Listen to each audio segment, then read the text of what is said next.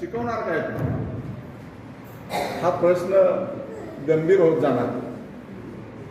एक तर आपण इंग्रजी साध्य केलं पाहिजे, नाहीतर दुसरा मार्ग काढला पाहिजे. आणि या वयात तुम्हाला इंग्रजी साध्य करता येणं शक्य नाही आहे. अशा परिस्थितीमध्ये या समाज व्यवस्थेमध्ये पाठशाळा आपल्याला टिकवायचं ही फार मोठी कसरत आहे. हे महत्वाचं लक्षात घेणं अत्यंत गरजेचं. एका बाजूला हा भाषेचा प्रश्न तयार होणार आहे, दुसऱ्या बाजूला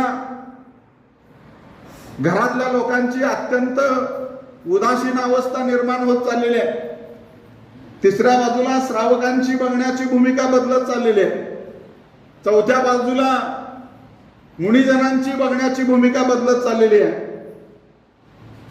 धर्माकडे बघायला पाहिजे, धर्म एकत्रित कसा राहिला पाहिजे